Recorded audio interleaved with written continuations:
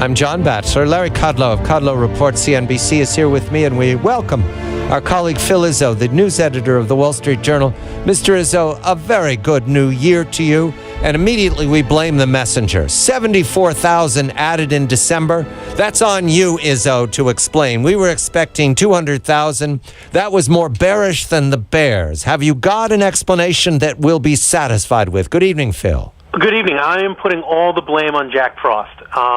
That is the only thing that could possibly explain how crazy this number is. It doesn't fit with any of the other data we saw. We saw strong manufacturing numbers. We saw pretty decent services numbers. We got new data on retail spending today, which looked pretty good. Didn't look great, but looked pretty good. And it doesn't really square with anything we've seen elsewhere in the economy. It looks like it was probably just a blip, but we'll know more next month. As usual, I think you're completely right. It's a weather fluke. That's what I called it. Was 300,000 people didn't show up for work because of the weather. Yeah, I mean, there's also some weird seasonals going on too. Like last December, we saw a big bump in construction because of Sandy. We had like the rebuilding efforts right away. We also saw a big bump in couriers and transportation and warehousing because the BLS didn't yet account for how big Amazon is in the holidays and how much hiring they have to do to deliver all those packages. So what happened was with that big adjustment last year, this year I think they might have adjusted over too much to the downside because we saw a drop in transportation and we saw a drop in construction. Some of that drop in construction is probably because of the lousy weather, but I think some of it was also because of the seasonal adjustment. Phil, we have retail jobs being added, but they're low-paying jobs, and we lost 6,000 in healthcare, is my memory, and 12 or 14,000 in information. That says they're hiring, but at the low end. That's a big problem, and it's one that has been really through this whole recovery, is that a lot more jobs are being created on the low end than are being created at the high end. Excuse me. And what that's doing is it's keeping wages down, and low-paying jobs are not going to allow consumers to spend on big-ticket items. They've done some of it, thank goodness, but if the only jobs being created are on the low end, it's not going to allow people to buy cars and washing machines and all the things that we need them to buy to keep this economy moving. If you look at that, though, I'm not quite... I mean, I agree with the generic point, but if you look at compensation times average hours worked, that's a proxy for wage income, it actually comes to about 4% year on year. And the inflation rate is, 1%? Yeah, barely. So, you got some pretty good real income here. It may not be fabulous. And you also have declining gasoline and other energy prices for a variety of reasons. I mean, I think, Phil, there's enough. You look at the retail sales for December, it's a very interesting report, but basically the core is pretty good. And you're running about a little bit over 4% year on year for retail sales. And again, with a CPI that's whatever it is, 1.5%. That's not bad. I mean, it's not booming, but it's not bad. I mean, the other thing to remember on retail, too, is that 4%, I think, is even better than it looks. And like you said, partially because the CPI and the inflation is so low, but also because there's a lot of pressure on retailers right now to keep their prices low because of competition from the Internet.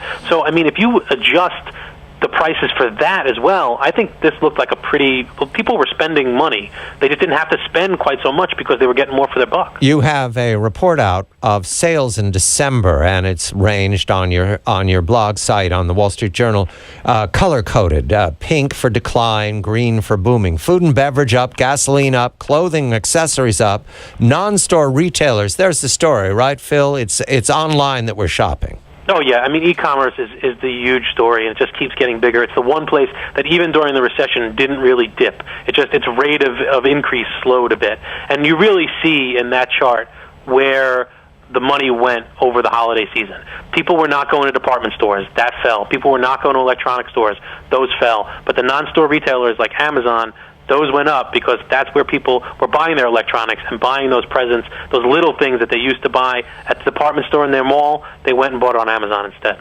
I'm a little worried about the housing and the construction, and it even shows up in building materials, which fell 0.4%. The reason I'm kind of worried is I looked at the bank stories today, Phil. J.P. Morgan and Wells Fargo both had big declines in mortgage lending. And I just wonder whether the housing boom is going to really cool down, and things related to the housing boom is going to really cool down.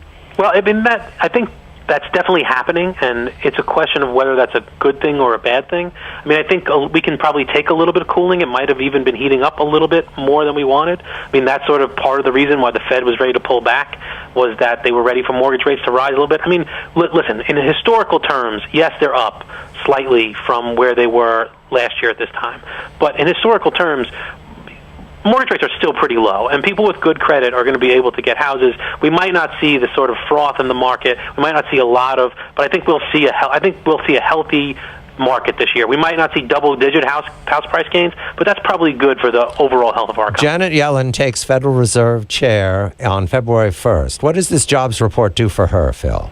Well, I think it really makes her grateful that the Fed started tapering their QE in December, because it puts a lot less pressure on this meeting, and it puts a lot less pressure on her when she takes her first meeting. If they hadn't done anything, if they hadn't kept the pace of bond buying where it was, this meeting would have had a lot more pressure on it, and they probably wouldn't have wanted to start on a meeting where there's no press conference, on Bernanke's last meeting, and a meeting after a 74,000 jobs gain, even though the other numbers look good.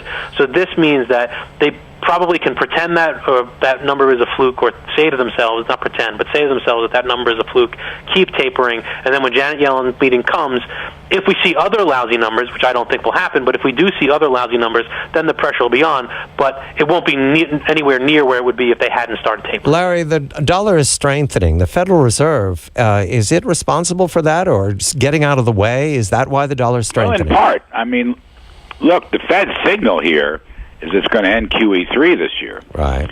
So that means they're going to put less cash into the economy. Not that that's particularly worked, I don't know.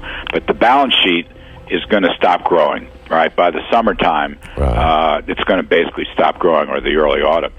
So, yeah, if the Fed is creating fewer dollars by buying fewer bonds and eventually by buying no bonds, that's a good thing for the dollar. The other thing helping the dollar is, as we talked earlier, the trade deficit's narrowing. Right. And the energy factor is going to give the dollar. And a strong dollar is a strong economy because it invites money from overseas, from everywhere. Larry Kudlow of Kudlow Reports, my colleague and co-host, and we thank Phil Izzo. We accept your excuse, Mr. Izzo. Jack Frost is responsible for that odd jobs report. I'm John Batchelor.